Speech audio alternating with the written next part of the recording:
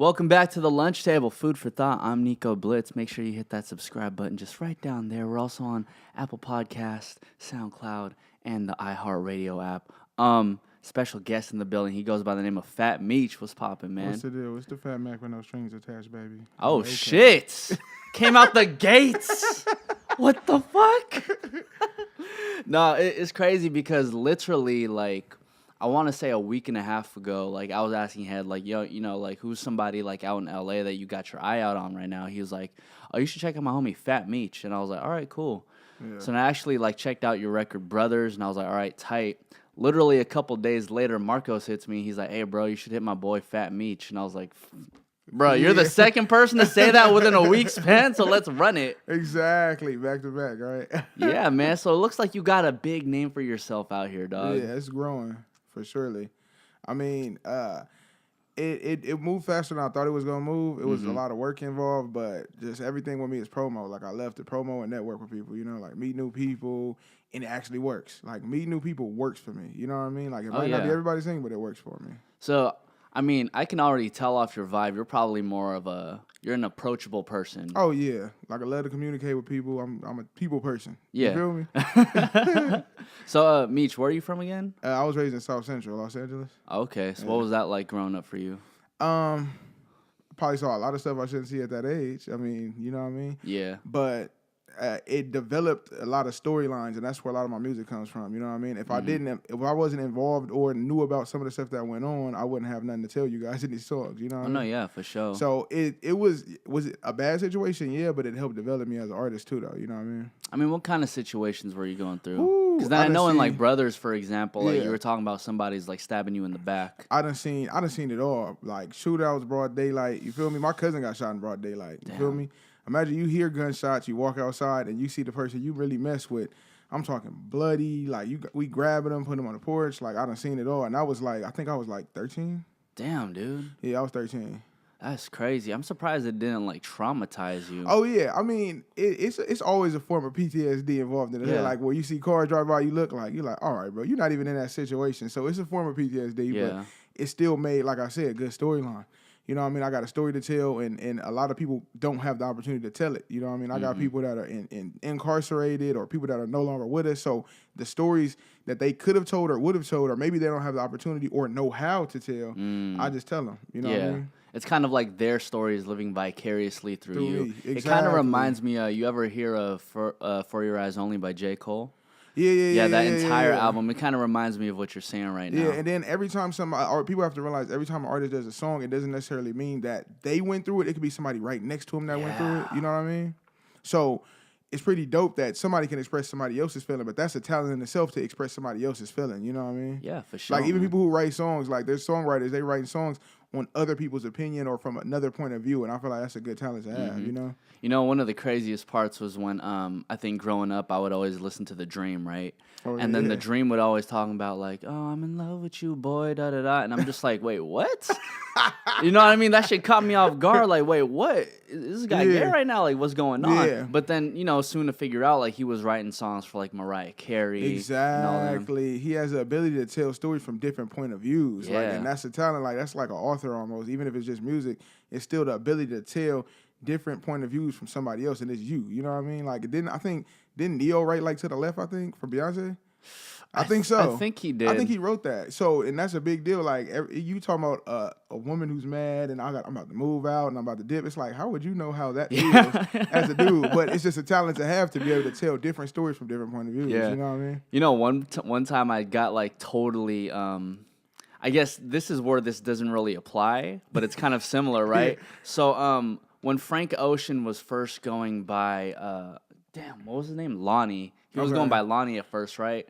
So this dude was talking about like, you know, having like sexual relations with a guy. What? So I had this idea. I was like, okay, well, if I apply that to what was happening with The Dream, you know, he's probably just songwriting for a woman or whatever. Exactly. Later down the line, I find out Lonnie is Frank Ocean. Turns out Frank Ocean's gay. I'm like, oh, that was real. Oh, yeah. So he was telling from his own he was telling from his own point of view on that one. Yeah, that's crazy. Now, when that came out, I was like, what? Like, it was tripping me out. I was younger when that was going on, but I was still like, what the hell?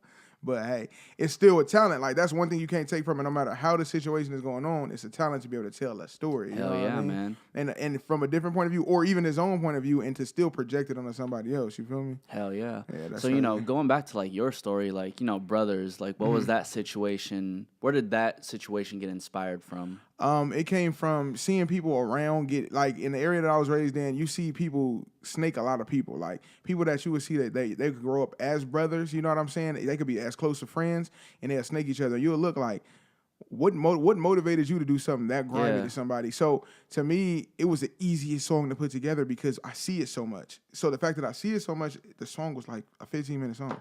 Like it was so easy to put together because I see it so much.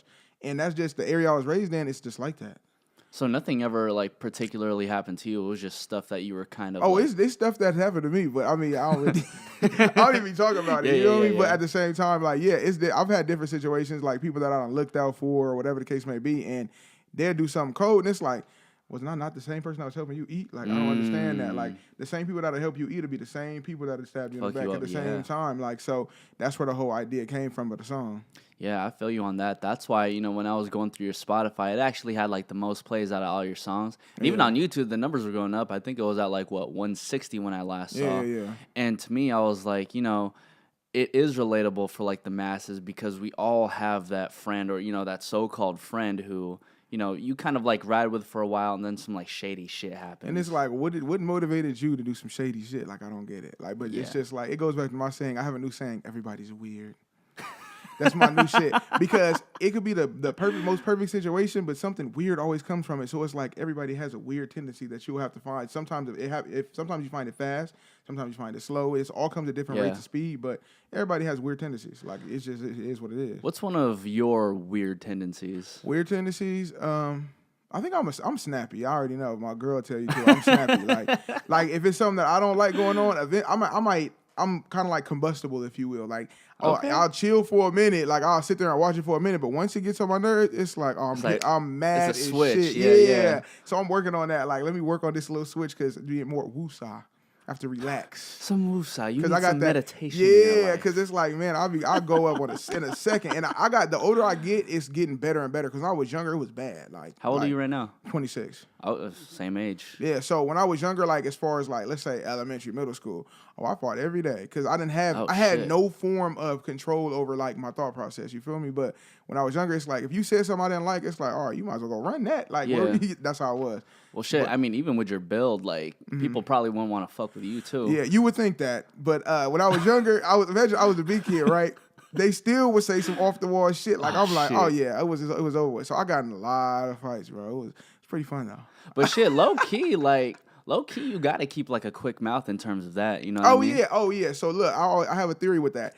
If you're the bigger kid, or let's say nerdy, bigger, whatever the case may be, you got to be witty as hell because always have them people saying something, so you got to have something to say back. So I feel like people who are the nerdy, the weird, the fat kid, the whatever the case may be, you got to be witty. You don't have a choice because you got them jokes coming left and right. As soon as you get in the next classroom, it's like, oh, it's Mr. Chubbs. Like you got to have something to say. You're ugly. Like you got to have something fast to say back. Something, at least something. Like if you're not witty, you're gonna lose that battle. That's why most people you find who used to get either got bullied or has something negative to say to somebody, you always, come on now, you're going to have something to say back. So I'm used to bagging on people now. It's easy. Well, that's why, even the inspiration behind the lunch table, like we would always be at the lunch table and it's like, fuck, dude, we just got to get these roast sessions going on. Bro. Oh, yeah. We definitely did that in my high school. Oh, my God. It was bad. Like, I remember, it's still a video on Facebook, like an old video where literally it's like 20 kids in a circle and they all just bagging each other. Like, Jesus it's Christ. Crazy. Like, it was bad, bro. I went to Linwood. Like, it was crazy, though. Yeah, shit, dude. Yeah, because the second you hop in those roast sessions, you ain't got nothing to say. Like, fuck. Yeah. You're fucked, man. You're going to get grilled for a minute to the point where they're going to go, all right, you know what, just leave him alone. He ain't got nothing else to say. He just got, when you get cooked, it's over with. Yeah. In high school, were you also, like, rapping, too? No, I didn't rap at all. I played football in high school. So I played football and I was the hustler in high school. I was a kid with a duffel bag full of candy, full of chips, full of juice. I was making money. Like, money was always my thing in high school. Yeah. Slinging chips, candy, sodas. Like, I was never, like I tell everybody else, I was never initially, like, I wanted to be an artist for, like, since the beginning. To me, I was more like a hustler turned artist. You feel me? So, my business sense and the way I think is a lot different than other artists. Some people just think, like, they just do music and that's it. Like, I think along the lines of building something around my music, you know what I mean? Like, to have a label or something like that of my own one day. Yeah. Yeah, so I'm a rapper. I'm a hustler turned rapper. So I've been hustling since a long time. Well, I mean, that kind of reminds me of like, Jay-Z. You know what I mean? Like, you kind of have to like know how to maneuver around the streets and, know like the business aspect of it. And then you think of rap as just like the complementary factor of the entire thing. It just puts it all together. That's just, to me, music is more like the network that puts the glue together. Like, now I get to meet all these new people, talk to these new people in different avenues. But the beginning of it is all still the hustle. Like, you know what I mean? Like, it's always a way to capitalize on something for somebody else to capitalize, or for it might be somebody that I need to get with because they do something that I don't have available. So it's resources and networking all the time. Did you have anybody that you were looking up to in terms of like the hustle? Like, who are you like watching making moves, and then you said like, oh, I could do that too?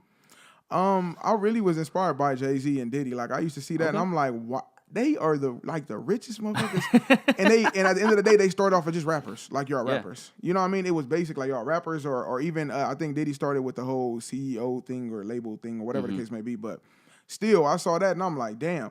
Everybody else is focused on the rap and the rap drama and all that, and they were focused on the business. And the whole time they tried to stay business as much as they can. Of course, they fell off here and there, as far as drama here and there. But look at where they at. Like, they stayed mostly on the business side, and both of them financially some of the richest rappers ever. Well, that's why you see in the news, in terms of like, you don't see Jay-Z's name all the time. You don't see Diddy's name all the time, but then you'll see like a Chris Brown like here and there. You'll see those names all the time, and it's kind of like, man, like, these people are really able to separate the business from, just like all this rap shit. My thing is, all the time they have to do the dramatic stuff, they could be sitting down trying to start a label. Exactly. They could make a team. They could be pulling kids into it where it's like, all right, I'm pretty sure there's a lot of kids who want to do music. You could be pulling them in, teaching them how to record. It's a lot of options people have than just drama. You know what I mean? So that's my thing. I think about all the other avenues. Like, right now, I'm on a high school tour right now. I've seen that. Yeah, all we do is pull up to schools. We bounce out speaker, and we just go dumb. Like, are we supposed to? No, I don't care though. You feel me? Like, at the end of the day, we're not hurting nobody. You feel me? So wait, y'all just pull up. Just pull up to high schools like unnoticed or unattended. Yeah, we just pull up as soon as they get out. Like, we talk to the kids. Like I'll talk to them like, all right, what time y'all get out? For sure, boom. So we'll pull up when they get out, and by the time they get out, we'll be. Like, we try not to be on school property. We try to be off of school property, but we still want them to hear the music. So when they can hear the music, they gravitate to it. Boom, before you look up, it's 100 kids outside, and they going crazy. You feel me? We throw money to the kids. We throw candy, chips. I throw my merch out there, T-shirts, like everything. You know what I mean? But it works. Like, I'm telling you, it works. I went up like 1,700 followers in a week. That's crazy, bro. See, and that's like the whole like business marketing aspect that you're thinking of, because it's like, you know what I mean? Like, at the same time, it's like you're spending your time and your money. You buy all the merch. You pass that shit out for free. You buy all the chips. You buy all the candy. You take all your time and you just like donate to these people. And for what? To get your name exposed. Exactly. Even a van, like, I rent that too. I own that van. I rent that thing. Like, so you feel me? All of it's an expense. Like, it's all the expense that I pay for, but it benefits my name and it makes it so I'm relatable to the people. Like, I'm not just a name. Like, oh, do you mess with Fat Meech? It's more like, nah, he was just at my school last week. That's the homie. Yeah. You feel what I'm saying? So I like to relate to people and actually communicate with them and meet kids. And I've talked to even like on the last one we went to. Pimpin' Silky came with us. Pimpin' Silky messaged with Snoop Dogg or whatever, so he came, and it's like kids like, oh, it's my birthday. He's handing them $100 bill for their birthday. Like, oh shit. Yeah, like, and kids, and it's like, I don't feel like when I was a younger kid, people weren't doing that. They didn't care enough to come out, and it's like you'll see that all the videos on MTV, this and that. And it's like, y'all got a lot of money, but y'all not coming back to the hood to mess with us. You feel me? And I'm still in the hood, but I'm still trying to help at the same time. Yeah. You know what I mean? Damn, do you ever feel like it's kind of like, what am I trying to say here? Because you're doing like two things at once, you know what I mean? Like, you're trying to like pull yourself out while also like pulling the hood with you. Yeah, it's a push and pull thing. It's crazy. You feel me? But I mean, I see the benefit of just building relationships too. Like, people like, even at my sister's job, one of the ladies that works with her at her job, she's like, "Oh, my son saw your brother pull up to the school and go crazy." Wow. Like, and I was like, "What?" Like y'all, and it's crazy how small the world is. We think it's so big, and it's really not. Yeah. Like somebody's already seen like one of my shirts in the mall, like somebody in one of my shirts that I threw, and I'm like, "What color was the shirt?" They're like, "Oh, it was." If I know by the color pattern, I know if I threw it or if I sold it. Because they're different, you know. So I instantly know like that the networking is working. Like you seen them in the mall with the logo on. Damn, that's crazy. Yeah, and that was all in a week. Does it fathom you that type of shit is happening just by the small stuff that you're doing? Yeah, so I don't even believe that shit sometimes. I'm like, what? You saw somebody like no bullshit. I saw somebody in the mall with your shirt. They was like, you came to their school and went crazy. Like we went to Carson High. Carson High was the first school we went to. The police was already waiting on us. They knew we were coming. We had enough buzz to the point where the police knew we were coming. And they were like, we went to chop it up with them. They're like, we just want to make sure the kids are straight and you guys are straight. Yeah. Other than that, do y'all thing. Like, they weren't even tripping. So we went crazy, though. Like, it was like, I don't know how many kids, bro, but it was a sea of kids, though. Yeah. Because, at the same time, too, like, even the police, considering, like, they're probably around the same age range as us, like, they also didn't have those people, like, pulling up to the high school. So it's like, they get it. So it's like, well, why would they fuck with you? Yeah, for throwing out snacks and money.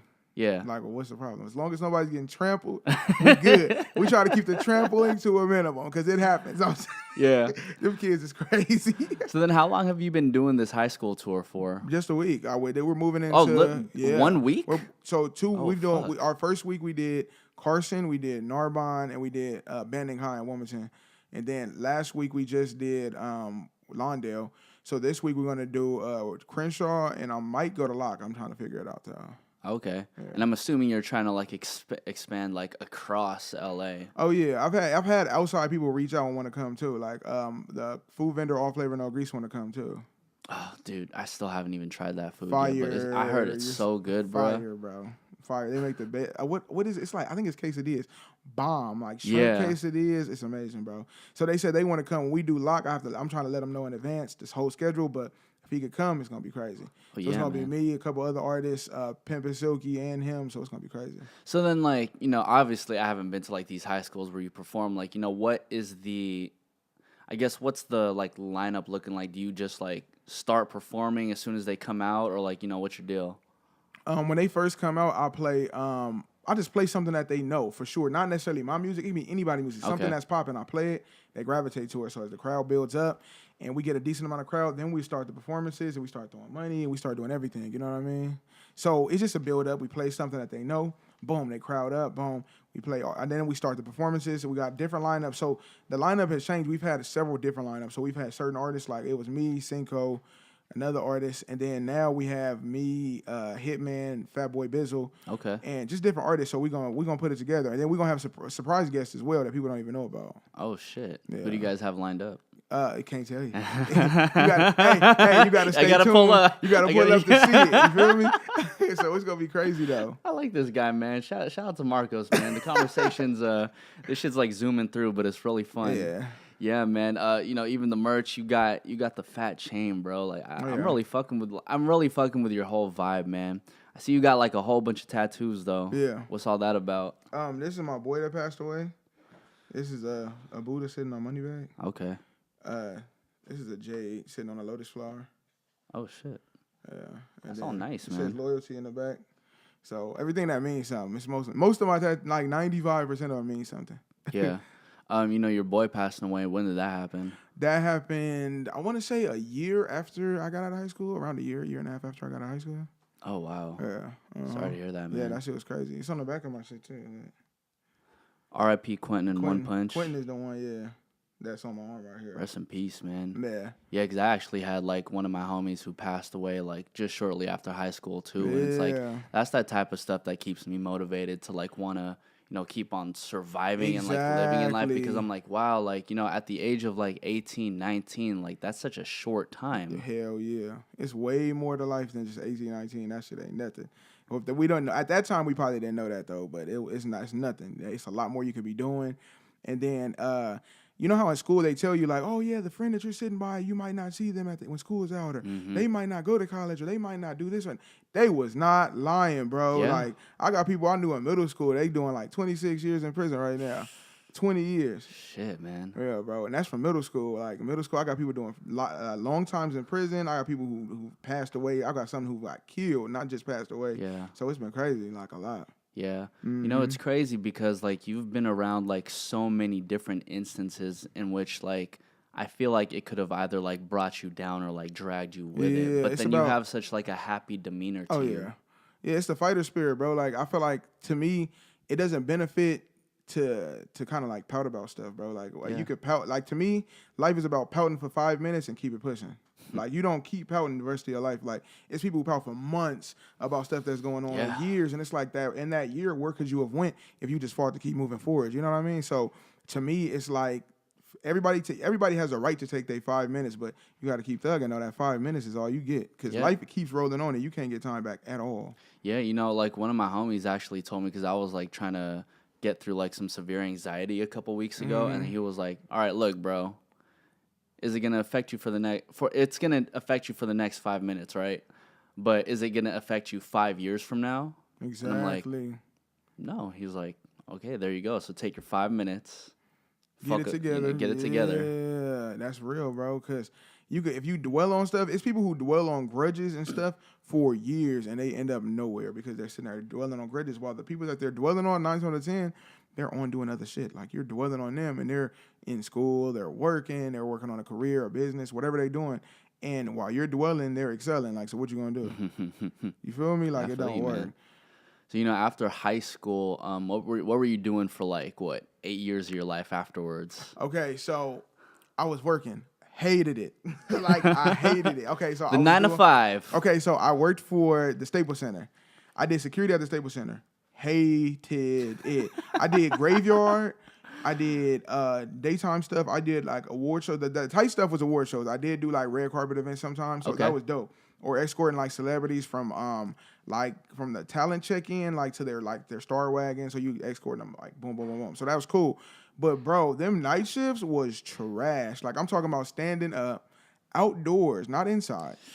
See, I was on the LA Live side. I wasn't in the Staples Center, like, indoors. I'm on the LA Live side. Shit. So, fucked you, man. What? I'm outside for 8 hours, bro. And it's like downtown gets to like 40 degrees. Like, cold. That's cold to LA people. So I was cold as hell. Like, so I was doing that. And even, I feel like it took those moments of me doing stuff like that to think, like, okay, are you going? And then it's older people there. I'm talking like 50, 60 years old, and they doing the same thing I'm doing. I'm like, okay, so do you want to be doing this shit the rest of your life? Yeah, it's kind of like you see the future happening right then and there, like, right in front of your face. Dude. I'm like, no, I can't, bro. Like, people up here been here for years. Like, how long you been here? 15 years. You've been standing on your feet for 15 years. In this cold ass weather. No, I'm not doing it. So I went from there. I was there for a while. It was cool. I met new people there. It was cool. But then I moved to I was at the Getty Museum. So I did security as well at the J. Park Getty Museum. I was like in the galleries, and that was the most boring job ever. Like, picture we're in a room, bro. You're literally in a room where there's paintings on the wall, and then you got people from all over the world. Because, Getty, they come from all over the world. Yeah. France, some of them speak English. I'm like, I don't know what they're talking about. But you're just like, yeah, but all you're doing is making sure they don't touch the artwork. That's it. Yeah. That's all you're doing. It's good for somebody who's just like walking in, like, like once every year, but then for you to be there like all the time. Yeah, for once a year, like, let's say you go to Getty once a year, that's dope. Like, all right, once a year, we're gonna bounce in, look at some history. It's cool. I'm here every day. Yeah. These paintings. It's like, I've appreciated this art enough. And then the way the Getty works is, like, there's the permanent stuff, and then they have like 1 or 2 galleries that exchange. So, like, let's say they'll have it out in the news, or the Getty has this kind of exhibit, or it came from France, or it came from this, or came from that. That's the only thing that changes. Yeah. Everything else is the same year round. God. And they put you in the gallery and you're just standing there, hardwood floors, bored as hell. So then those changes are probably like the highlight of your career. Yeah. Oh, yeah. Well, I remember I was like doing break relief. Like, I was relieving people breaks. And they had me in the new exhibit. I was like, whoa. I was interested. Yeah. Like, I was like, because I was tired looking at the same shit over and over, bro. Like, hated it. So what was like your favorite piece, like, you remember like looking at? From during your time over favorite there? Piece was, don't ask me who painted it because I forgot, but you might know. It's like it might be the Van Gogh, I think. It's like with blue flowers or some shit. Like, it's like blue daisies, or I don't know, something like that. You know what I'm talking about? Yeah, so I think that's what it is. You'll look it up, the Van Gogh. It has blue, like lily looking flowers. Van Gogh. People were so captivated by it, like they could not touch it. Not the oh shit. Wait. Not this one, right? Not that one. This one. That one. Okay. To the right. Yeah. I'm gonna throw this up on the screen when I get the chance. The Irises by Vincent Van Gogh. Exactly. That's the Irises. That's what it is. Yeah.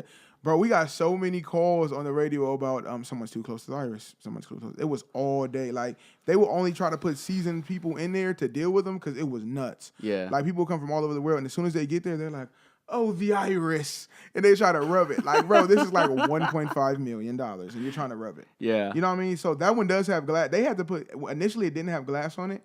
Then they put glass on it because people would not stop touching it. Yeah, bro. It was nuts. But that was the only thing that I liked there. Everything else was boring as Why were you hell. so captivated by it, though? I was probably only captivated by it because the colors is dope. But besides the colors, the people were so captivated by it. So I was more captivated, like, why y'all like this shit so much? Like, I was genuinely confused, like, why y'all like this shit so much? Because y'all was sitting there looking at the shit like dazed at it for a while. Like, to the point where that gallery, it was the West Gallery, it would get so crowded that it would be like a line to look at stuff, and it was always that one person that would not move from the iris. Jesus to the Christ. point where I'm like, all right, you've been here 10 minutes looking at the same Are you painting. okay? Are you okay? You good? Yeah, like I would have to make them move so somebody else could see the damn thing. Like, bro, you're in the way. That's how bad it was. So since it was so captivating, I was just like, okay, something must be up with this shit. So even I looked at it for a while, and I'm like, what are y'all seeing this shit that I don't see? It's just flowers. I don't know. It was pretty tight though. So then, after working at like the Getty Museum and whatnot, so what was your next move since you said like, fuck this shit? So when I completely left the job thing, I went to, I was doing Uber for a minute too. Okay. But it wasn't long. Like I did Uber for like 2, maybe 3 months. And it was dope. It was dope because it's the same thing as networking. You meet new people who do different things. So it was cool. Some people they get in the car and it's like, I don't want to talk to your ass. Dead face. I don't want. And then you get to certain people that talk too much. You know what I mean? And then you get the people who are like cool and interesting, like their lifestyle is interesting. So you meet people that do different things. You're like, oh, you're a director or you do this. Or I met a pilot before. Like he was a pilot for LAX. And when I picked him up, I knew instantly because he had the hat on with the little wings on his shirt and shit. I'm looking like, he's a real pilot. Bro, why was the pilot like he had to be, I want to say around 50 to 60 years old, right? I asked him what he wanted me to play. He tells me to turn on Drake. At 60 years old, I swear to God, I cannot make this up. I'm not this talented. Take a shot for me. He loved that shit. Bro, I turned it on and he's like vibing, singing the words. And then he had put his bag in my trunk, right? I'm probably one of the only Uber drivers I had 2 12-inch woofers. It was still in the trunk. Oh, shit. I never took them out. I was like, Uber's a part-time job, so I'm not going to change my damn trunk for Uber. Hell no. I like beating my car. Knocking. So when he put his bag in my trunk, I'm like, oh, I got to hear those, bro. I have to hear those. So I was beating out with a pilot who's like 60 years old, bro, like playing Drake on the way to his job. It was hilarious. Yo, that's tight. Hilarious. Yo, that must have been like the best Uber ride that you ever had, bro. It's like 1,800 watts in there, bro. Like it's loud as shit. He loved it though. So I didn't even know that the pilots stay by like some little hotel shit, and I guess they like it's a transitional, so they stay in those until they get another flight. And they say they fly for 4 days or 3 days or whatever, and then they go to another one. Then they just do that. So they work on and off. And I'm like, so where are you actually from? He's not even from here. I thought he was from here. Where was he from? I think he was from like Boston or something else. Like he was from somewhere else for sure. Oh shit. So I'm thinking he's from here. No, most and I actually met 2. I met him and I met like a stewardess one time too. Yeah. She wasn't from here either. I think she was from New York. I mean, but I bet she wasn't like bumping Drake. No, hell no. She was chilling. She was on the phone the whole time, bro. Like, that's the worst. They're annoying as hell. But yeah, so I did the Uber thing for a couple months, and then I kind of branched into music. So then when I started doing music, it was all like just for fun, to be honest. Like I put up a little baby studio in the crib. My first record that I ever did, a recording session was with Ron Ron. So I did a session with Ron Ron. I made a song with my boy, and my boy was he was fresh out of jail. He had just been in jail for like I think 37 months or something like that, or 3 years for sure. Yeah, 3 years, yeah. So he had just got out. So that's what motivated me to actually start doing music, because he wanted to do music. So I was like, all right, let's do it. Because your boy got out. Exactly. Okay. So he got out. He wanted to do music. I was like, for sure, let's do it. So we get in the studio. We do a song with Ron Ron. We put a song out. We start sending it around. We just we're just texting it to our friends. Like we're texting everybody like, hey, bang this, woo. Like people were like, this shit is actually pretty tight. Like I was like, all right, cool. So we did that. I think it did some low numbers, like a couple thousand, but even a couple thousand for somebody that just started rapping was like, to me, that was a lot. Yeah, I was like, fuck, like 2,000 plays, I'm winning right now, baby. It's over with. Yeah. So I started doing more stuff, and then me and him came out with a track called Juice on the Floor. Old as hell. You can still Juice on the Floor? You can still find it on my SoundCloud. Bro, hold up. Why did it start getting streams? Like, it ain't a lot, not a lot to how I'm doing now, but to back then, it was a lot to me. Like, it was crazy as hell. Juice on the Floor. Yeah, that shit's a banger, bro. It's nowhere near how I sound now. What was this song about before we get into it? Oh, it's about lean. The whole song's about lean. Like, literally. You be leaning, bro? Nah, I don't do that shit. I don't. This is one of those situations where you were like thinking vicariously through somebody else. See, I see you, man. I see you. So I'm gonna just go ahead and jump into it. Yeah, that shit's old as hell.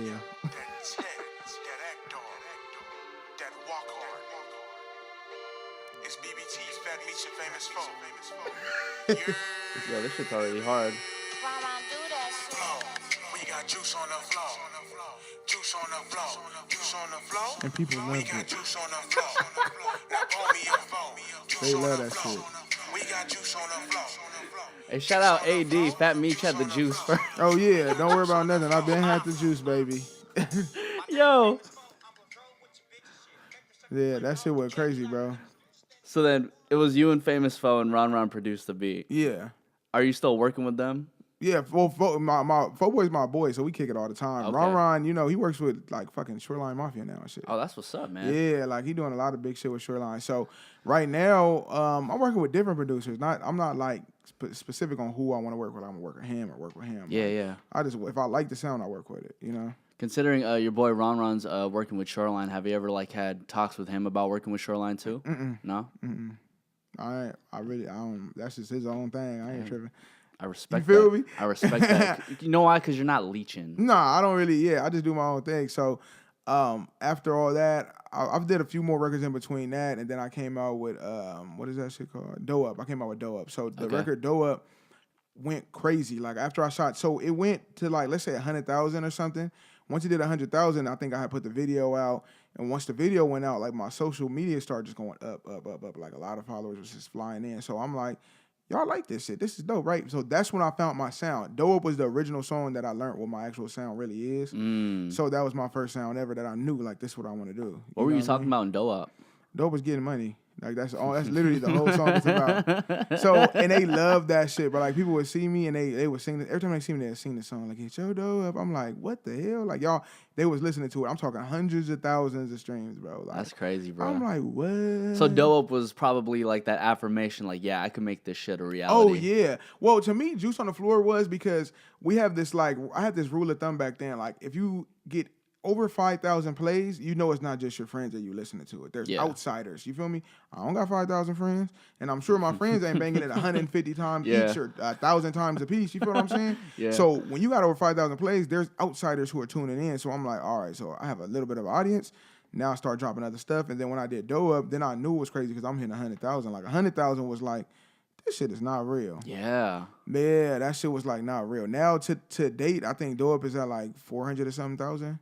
Yeah, damn, that's crazy, man. Brothers is at like 610,000, 600,000 on SoundCloud. Yeah. Man, it's going crazy though.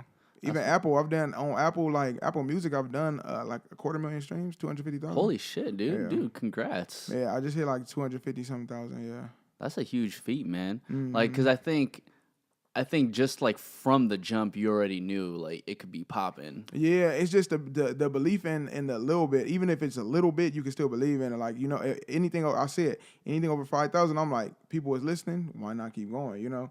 So me, I looked at it like this: if I could do 5 on this one, the next one I gotta hit 10. So let me ask you this: like, for Brothers, did you make the video and the song at the same time, or I made the video? I made the song, and then the song had been on my computer for like probably 2 to 3 months before we even put it out.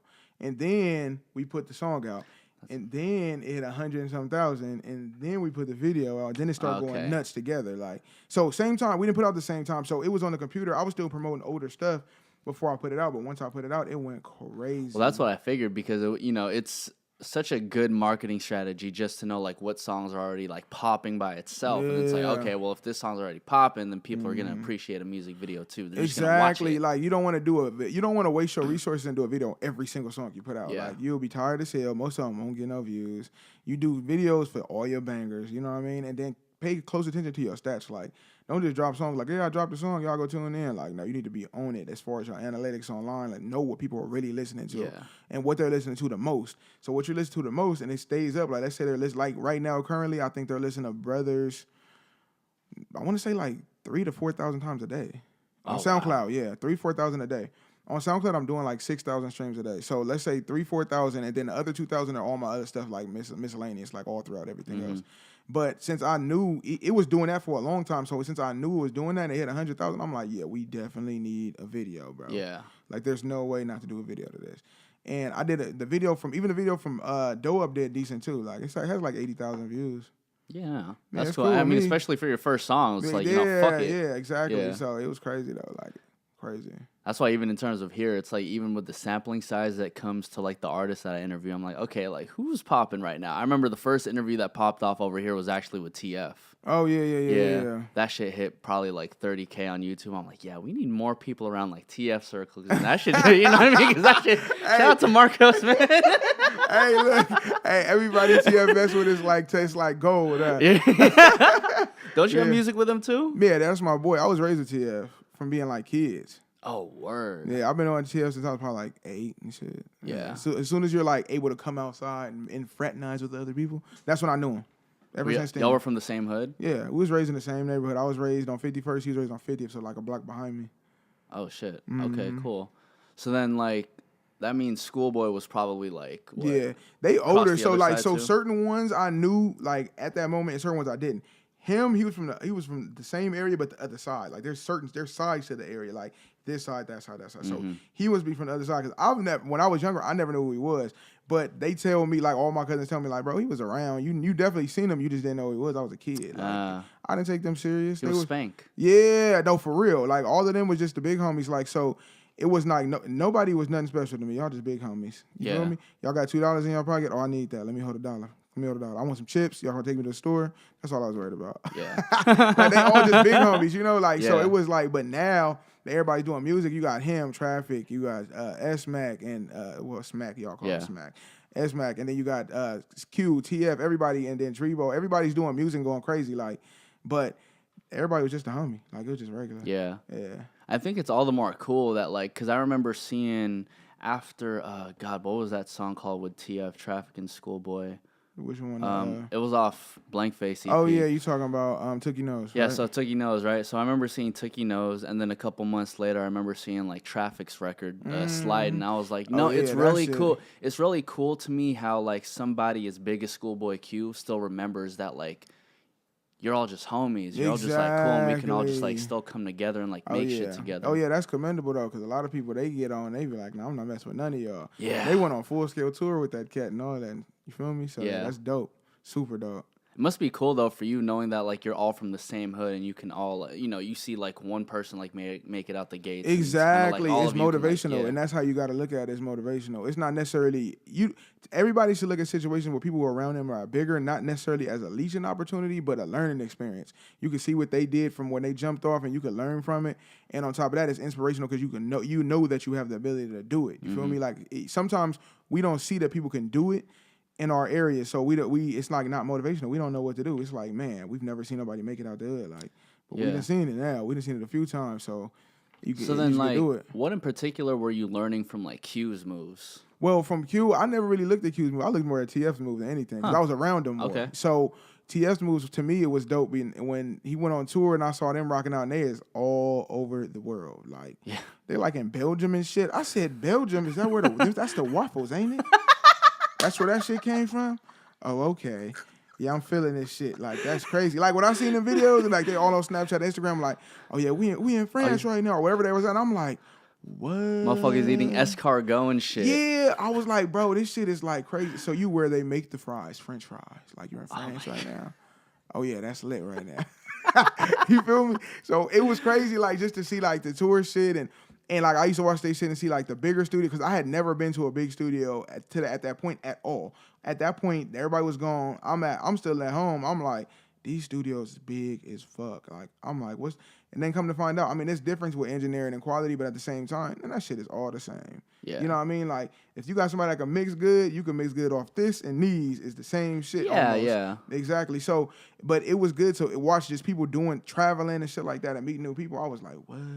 Like, it was dope, bro. Like, a good thing to watch for sure. Yeah, and in a sense, too, like, even though they're going to, like, Belgium and France, you're kind of doing, like, your own thing in terms of, like, the high school tournaments. Oh, yeah, like, you know what I yeah. mean? Like, if you can't get popping in, like, the high schools and whatnot, good luck trying to go to Belgium where people can't understand you. People don't give a fuck, a flying fuck. Like, they don't care about you. So it's like, to me, right now, and then a lot of people they've done tours and shit in LA before, but they've never done tours in the city schools. See, there's a difference between the city schools and there's the valley schools, and then there's the desert schools, like way out in Lancaster, Palmdale. Then you got stuff that's way out in the Inland Empire. You feel me? The schools that I'm hitting right now, that I'm focused on, it's in the hood. Like, I'm hitting the schools in the ghetto. Well, on some real shit, like when me and my boy Ty Hollywood would actually like go to like the high schools over in like Lancaster and Palmdale, like, bruh, that shit would go up. Yeah, I know. Because they don't have that. They don't have that. So now I'm starting here. I ain't stopping at this motherfucker though. I'm still going far, but I want to hit a few of the popping schools out here because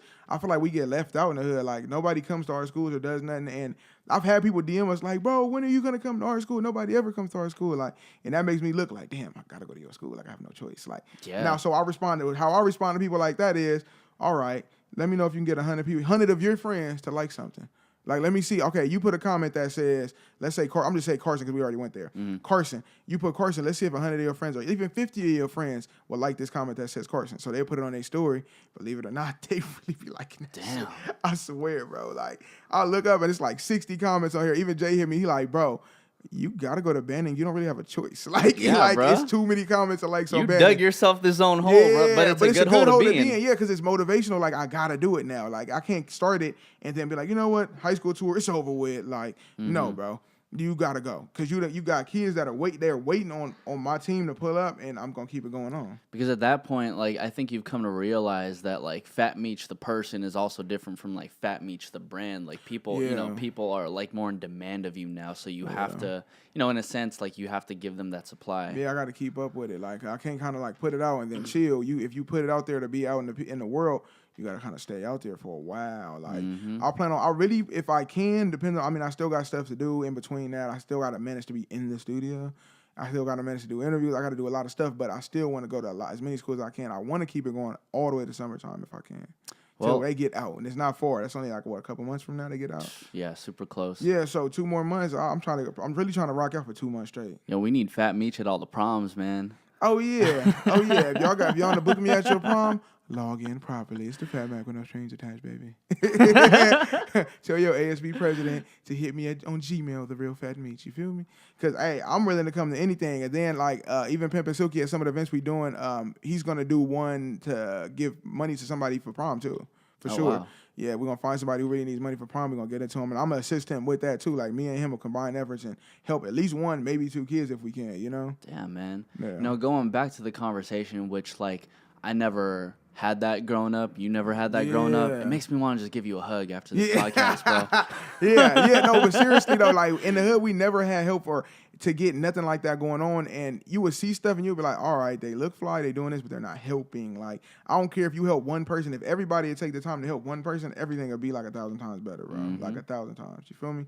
And a lot of people won't have to take the same bumps on the road that we take to learn the stuff that we take if we are teaching people as we're going along. Yeah. Like, why would they make the mistakes we're making if we're telling them, like, hey, bro, you don't gotta record here. You can record there. You can do this. You can do that. And then there'll already be steps ahead because they're getting information from me. Because, one thing that I really didn't like being in the music industry for maybe like 3-4 years now is that people always told me, like, oh, don't share the secrets. Yeah. Don't do that. But it's just like, but why not? Because it's like, it makes it easier for that. Obviously, people have to like pay their dues, of course, to a certain degree. But at the same time, it's like, well, I can help somebody like move up. I can help somebody escalate me. That person goes that way, cool. But I know I'm still like in my own lane doing my own thing. Exactly, yeah. And I feel like it's this weird stipulation where it's like nobody can help nobody because they feel like they'll get ahead of them. And it's like, it's dumb because there's so much money that circulates in this world where you think that, all right, if I put you on, you can't put them on, or whatever the case may be. And it's like, I could put you on, put them on, put this whole room on, and it's still money to be made for everybody. It doesn't matter. It's too much money that circulates to be selfish. That's stupid. Like, I don't get it. Amen to that, man. You feel me?